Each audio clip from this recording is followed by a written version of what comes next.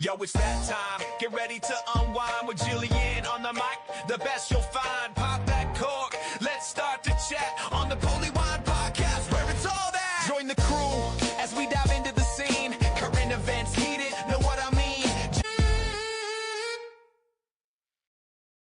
Hello, everyone, and thank you for joining us today on Polywine, where we like to take a deep dive into stories pulled from the media and have a fun time while breaking it down.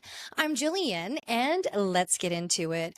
Well, last week, the U.S. Mint pressed its final penny into circulation, and like many relationships that's run its course and gone on a little too long, it came to an end. Penny first made her mark on the U.S. stage at the newly formed U.S. Mint right there in Philadelphia in 1793. So it's been a long run, Penny. And all we have left for all those penny lovers out there are Grandpa's coin jars, the collectors, the bottom of so many encrusted cup holders and cars, and the classic Lionel Richie song, Penny Lover. So Penny, we bid you farewell. And moving on to other topics in politics, it has been a crazy several weeks, but we finally have come to an end to the government shutdown after 43 painful, long days. Now looking back, what did we get out of it? Well, nothing really. The Democrats' big holdout is they wanted to continue the subsidies for ACA, the Affordable Care Act, right? Well, they wanted that to continue. That was the big holdout. You know, the insurance premiums are going up. Everybody needs to be concerned. Healthcare should be a right for all. Absolutely. Because this was the position for the standoff, right? Well, at the end of the day, or at the end of 43 days, eight dissenters from the Democrats in the Senate went to the Republican side to reopen the government, and then everything fell into place. All they really got in it, did they get what they wanted for the healthcare holdout? Not at all. Basically, what they got was kind of a promise from the Republicans saying at a later time, you know, we'll come back to it. They basically told the Democrats what a parent would tell a teenager that's being a little nagging. Let's put a pin in it. We'll come back around. We'll circle back around to it, and we'll take a vote, maybe. So that's pretty much what we got out of 43 days. I hope that the silver lining out of all of this is really the conversation about healthcare and insurance. Yes, it should be a right for every citizen here in this country. Absolutely. Healthcare has major issues. It is astronomically expensive. It can be extremely burdensome to so many. God forbid anybody have a major medical issue or an emergency that would cause long-term care, because that can bankrupt anybody. That's how ridiculously high medical bills can be. And you can go on for years paying them, especially on payment plans. It is just ridiculous. And it is something that affects everyone. So yes, we need major change, but we need to make sure that it comes back and has a vote. So I hope out of all of this, out of the pain and suffering that was caused for so many, and it was felt far and wide, no doubt about it. But I hope this conversation of healthcare and insurance, what can we do to correct this, reform this, moves forward. There has been conversation that has come out in the last several days from the administration. What if we offer a stimulus check for about $2,000 for those who might need it? That's just kind of talk. That's what has come out. Who knows? It's an idea. We shall see if that ever plays out. But we do know during COVID, those stimulus checks did help every family in a difficult time, but it also added to our budget. So it's a tough balance there. So we really have to look into it. But out of the 43 days of stand your ground, basically, for the Democrats, yeah, that didn't work over so well. So, You can say defeat if you want. It's mixed reviews that I have heard on social media, on news outlets, and speaking to many in the public. What did you think? Do you think that the Democrats came out of this shutdown successful? Do you think the Republicans came out of this standout successful? Who do you think came out successful or victorious in this? And it's a mixed bag. I think there might be a slight shift that people are a little bit more disappointed with Republicans because they felt it was a complete shutout and a squeeze on the American people. But that is just a little bit from what I'm hearing on my end. You might be hearing something differently, but that's what I'm hearing on my end. But it's slight. And I don't know. In my personal opinion, if you're going to make the American people suffer that much, not only with the food stamps and the insurance, and let's not even get into the whole airlines, FAA, the limitations on flight, the disaster that was at the airports. So, I mean, this was a major ripple effect. Trust me, it was felt far and wide. And in my opinion, I think everyone kind of fumbled the ball. I think the Democrats fumbled the ball. They didn't get anything for what their holdouts were, any of their positions. I personally felt that the Republicans came off quite callous and very insensitive to the American people in this process. And I really think that the Speaker of the House, Mike Johnson, really, really fumbled the ball. That guy, every time I see him on the news, and I'm sorry, this is just a personal note, he gives me full Keebler elf. He really does. But I really think everyone fumbled the ball. And Mike Johnson, and I'm going to come back to you on this one, I'm going to make a reference to a 90s cult classic film, Ace Ventura. Laces out, Finkel.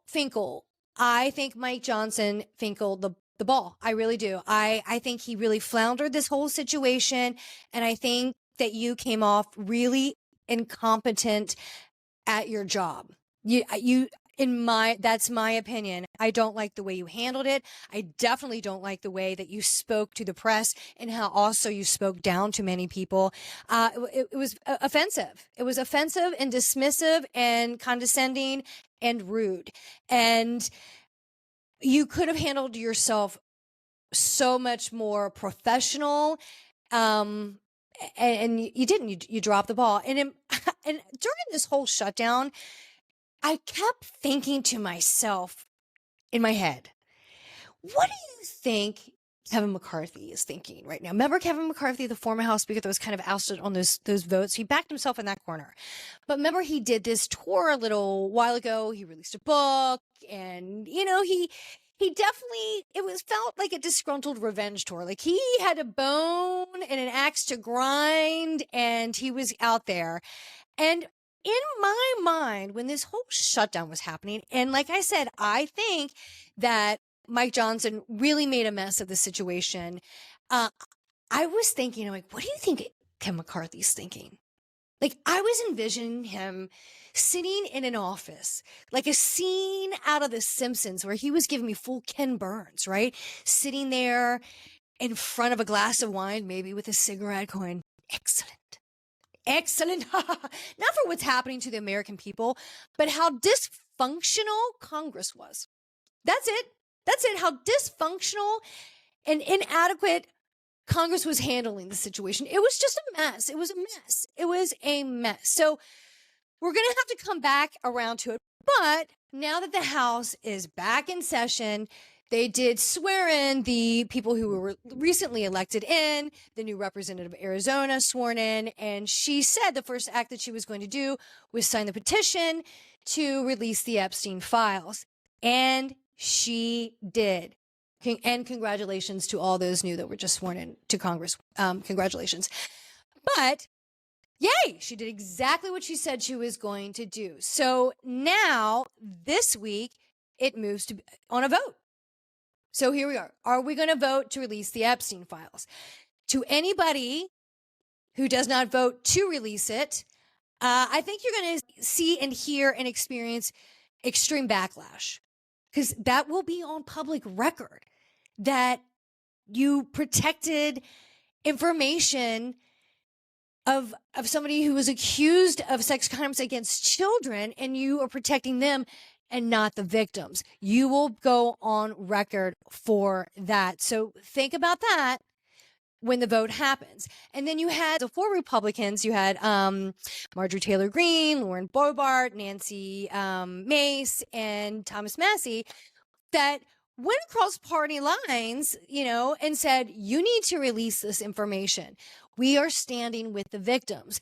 And man, have those 4 received major backlash for that.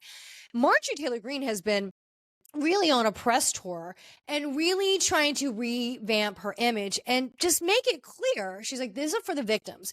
I am a woman. I am a mother. And I want to make sure these victims get justice as all of the other Republicans that stood up against their party and said, we're breaking with you. We need to release these Epstein files. Those are the 4 that came out early. Now we are having major dissension from the Republican Party because it is important and you have to get justice for the victims. Just last week, over 20,000 emails were released from the Epstein estate. Over 20,000. We're getting details. We're having time to read them. Information's coming out. And yes, Trump has been mentioned. I was reading like around, I think 1,500 times so far in some of the emails that have been released that his name has been mentioned. Now, so far, there has been nothing to implicate him. Some victims have come out and said there was never any wrongdoing from Trump. So let's just make that very clear. Nothing to implicate him at this time. We have seen no information of wrongdoing, of crime, nothing to be seen there. Remember, innocent until proven guilty.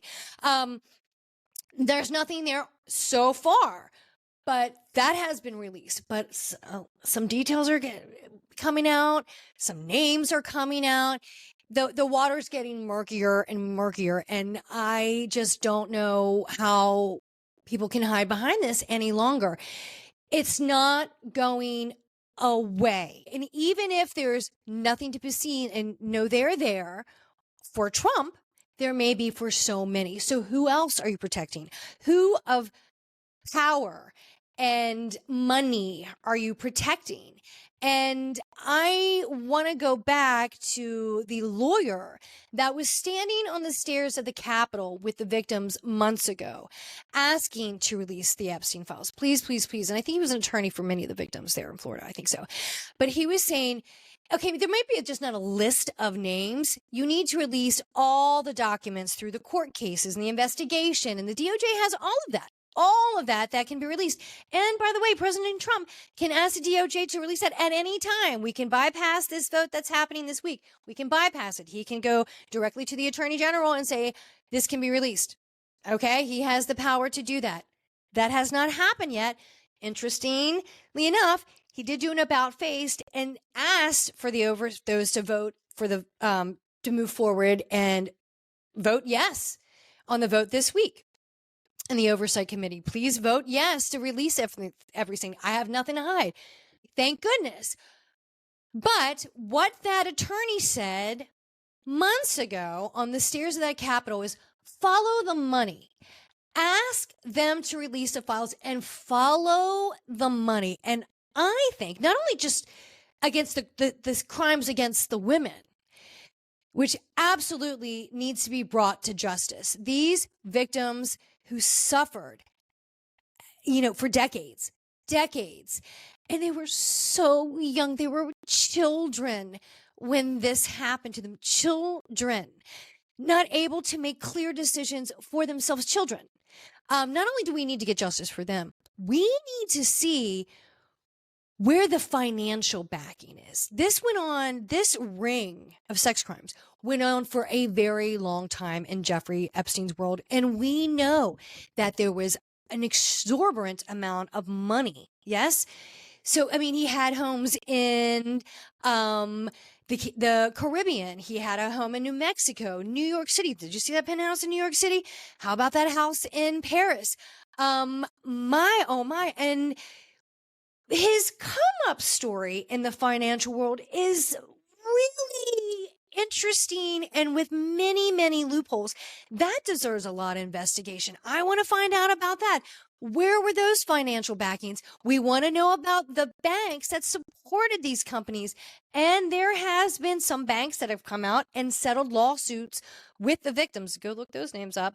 And there are still some banks that are in litigation now, falling out from the Epstein because they backed him financially, and sometimes they turned a blind eye to some suspicious activity with the financial world. So you need to look there. You need to look for people in power of governments, countries.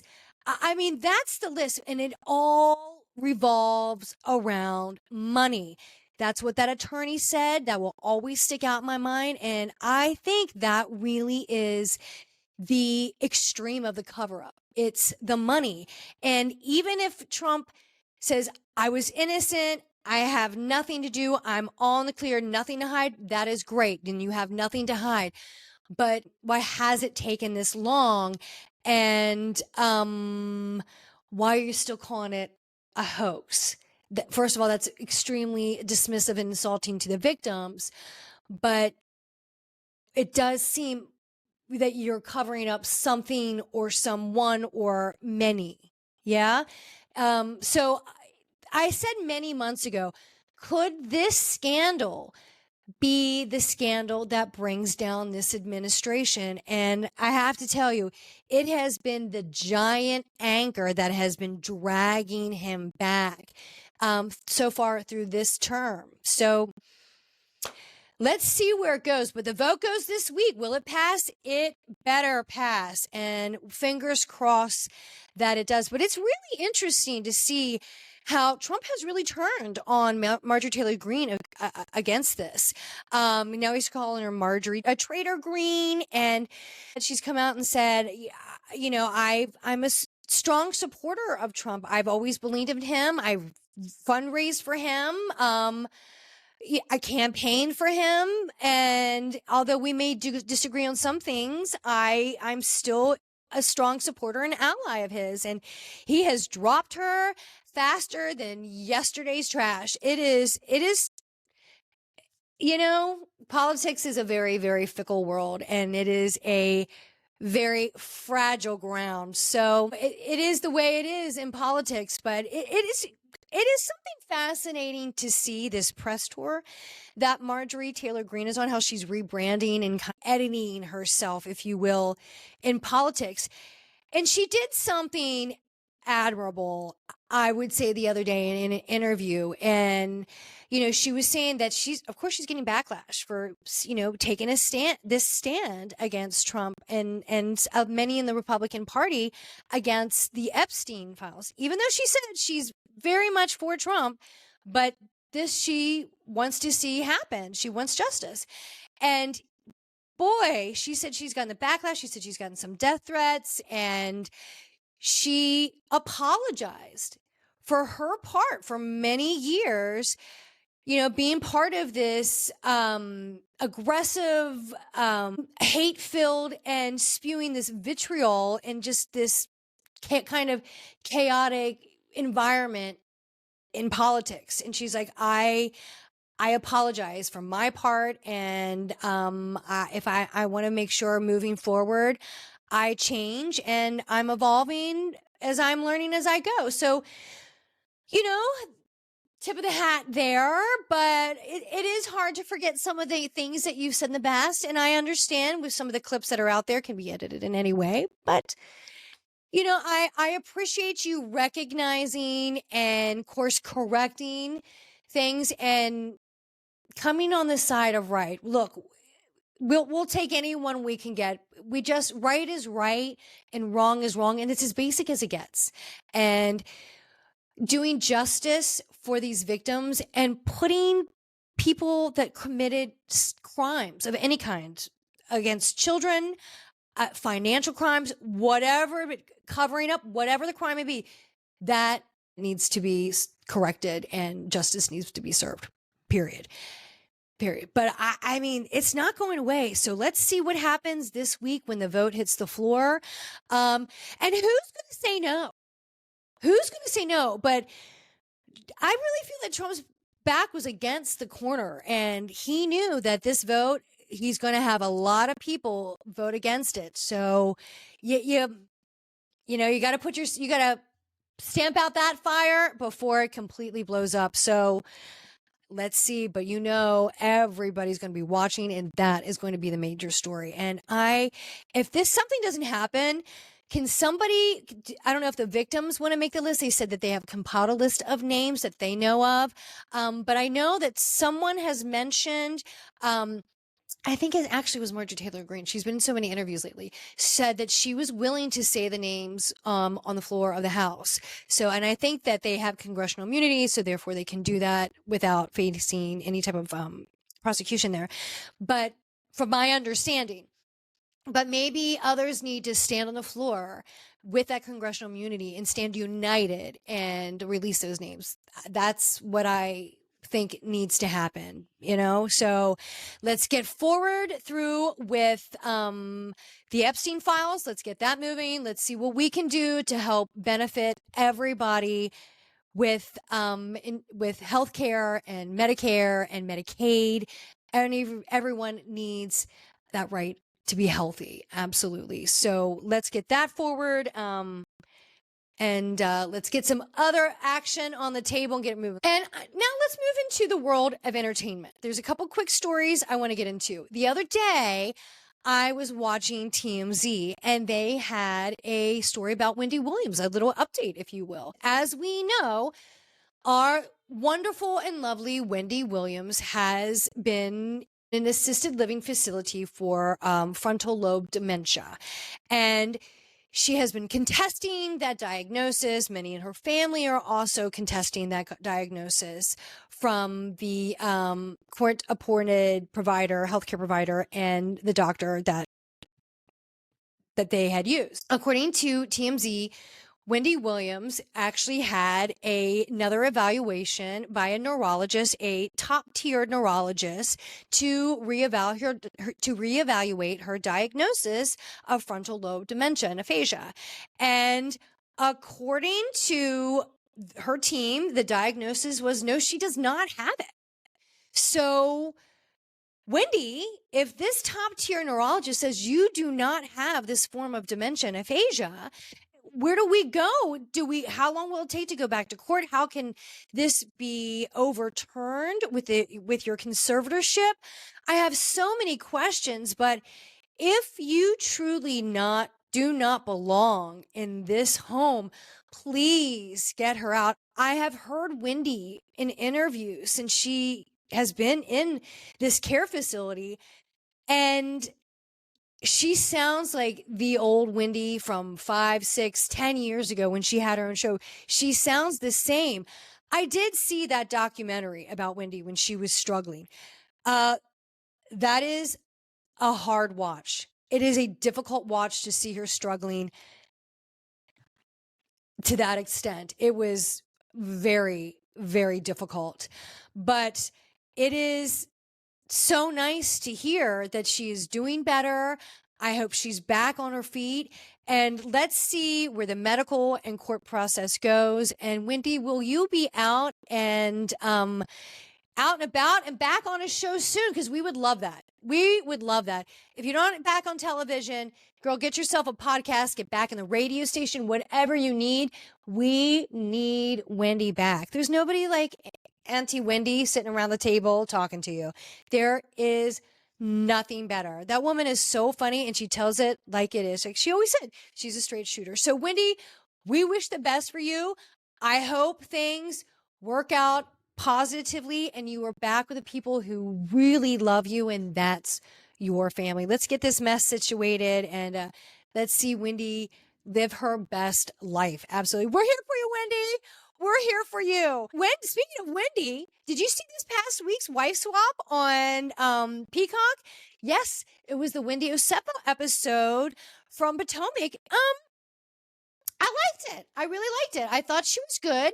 She was slightly pretty flexible with the new family, but I really liked how she stepped in as the mom role at the sporting events for the kids with this, with her second family that she was subbing for the show, because the mom that was wife swapping, I don't, I'm not a doctor or a psychiatrist. I'm not in the medical field at all.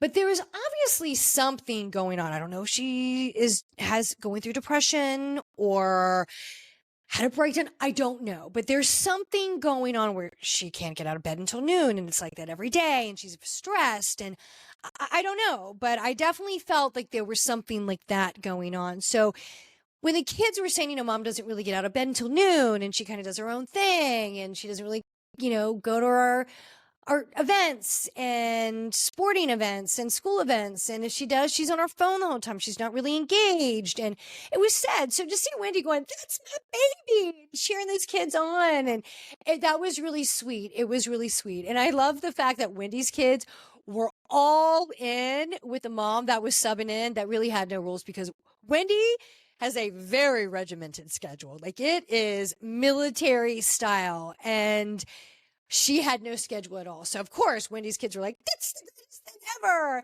So, and you can see how stressed Eddie was the whole time when he said, when she says there's no rules, that means that's more work on me. And yeah, that's really what it is. Like, you got to carry those weights in a balance level.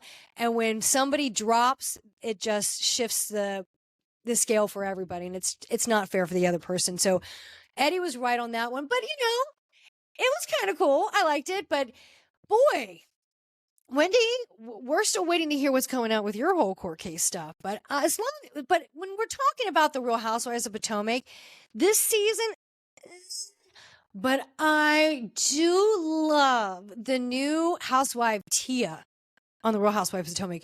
She is everything. She is hilarious. She gives me royalty / humbleness. She jokes at herself all the time. She laughs at herself. The things that she says, hilarious. And she just cracks me up. That whole scene last week with her son, please don't get adopted before I come home. I'll miss you terribly. So funny. And then this week with the t-shirts that Ashley was giving out, proper pussy popping, that was great. She's like, that's a name I can relate to.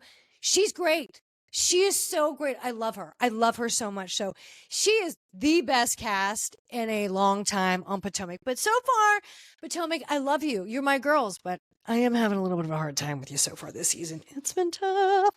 But I want to get to the Real Housewives of Salt Lake City. This whole trip coming back from that yacht with Captain Jason in the Pacific. Let's talk about the plane ride, right? Where everybody was talking about this plane ride. You had Heather, you had Whitney, Mary. Everybody was talking about how Meredith freaked out on Brittany the whole flight.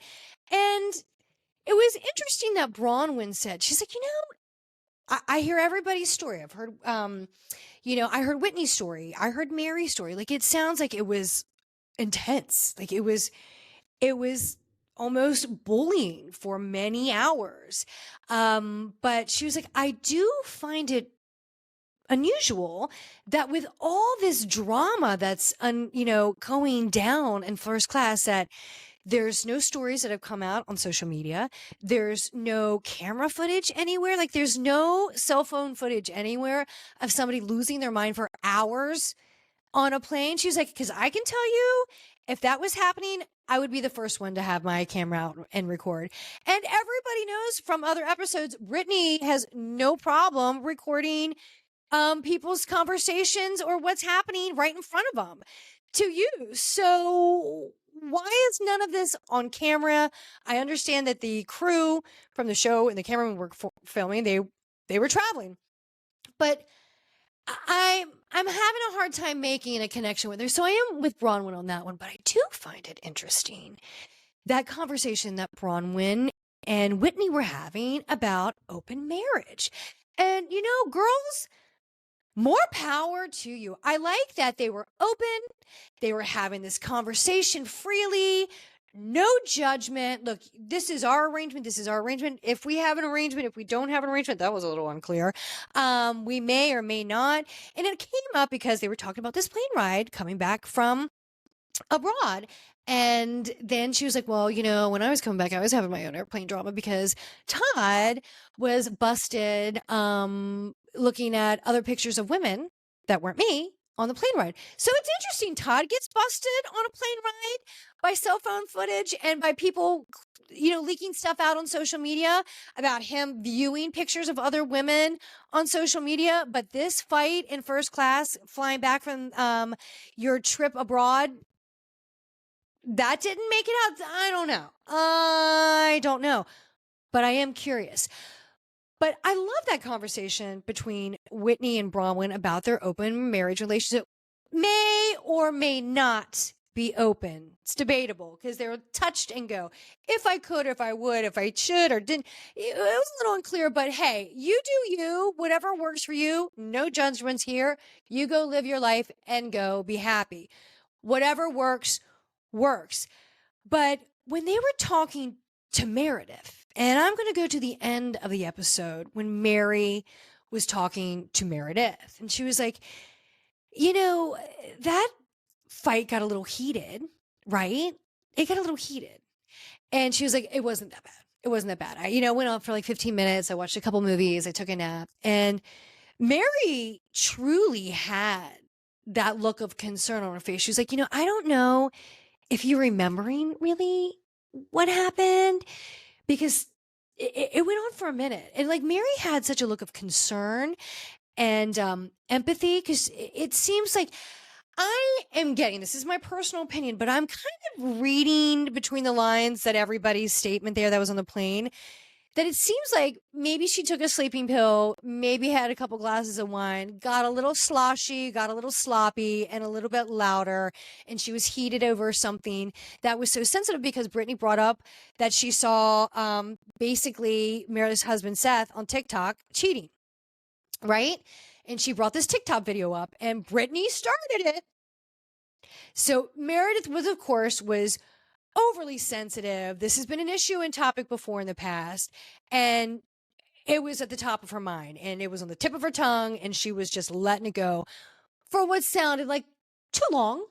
But then, Brittany is going to take any excuse to get the sympathy card, and I cannot stand Brittany, but she is going to stretch this and milk this out as long as she can. We all know it. But that conversation between Mary and Meredith, she's like, I don't know if you realize what happened. And Meredith, I need for you to tell me that you know what happened. Like, you clearly remember what happened. And Meredith's like, enough. We're not going to make something out of this that it's not. And so she's just trying to shut this down. But this is going to keep cycling through the whole time. This very dynamic episode with coming back from this cast trip, that whole situation that happened on the airplane, the whole conversation with Whitney and Brahman about open marriage. I mean, a lot happened on this episode. So it's just really interesting that that's where we left off. And this weekend, we had BravoCon in Las Vegas. It was wild. It was party. It was everything that Vegas gives. So I can't wait to watch the clips. I'm hearing some of the articles and the interviews that are coming out from BravoCon. It looked like it was a wild time. But I want to hear the questions that was asked to Bronwyn, to Meredith, to Lisa, and everybody that was on the Salt Lake City trip. And what are all that happened with all the other scandals and the whole legal stuff in the past with Bron? There has been a lot that's been going on with Salt Lake City. I may be bored with several franchises in the Real Housewives, but not Salt Lake City. It is full on, and I am loving every second of it. And I just also want to stop. There is a special coming out on TLC about Mary and her church. It's called The Cult of a Real Housewife is what it's called. And that's about Mary and her church. And that's coming up. Now, we've had stuff in the rumors in the past about this Mary's church being very cult-like. We've had people in the past, members of the church, come out and say it was a cult. And now we have this documentary about Mary's church being a cult on TLC. And I want to say, I think it airs, it's either the end of December or the very beginning of January. But I'm going to be watching it. It's going to be good. All of them have been so good about the housewives so far. All of them. And I am going to be watching. Way to bring in the new year with a drama documentary like that. I love it so much. But that is it for us today. Thank you so much for joining us today on Polywine. Please follow Polywine on Instagram at PolyWineTime. And please listen to Polywine wherever you get their podcast. Thank you so much and have a great day. We'll see you soon. Bye.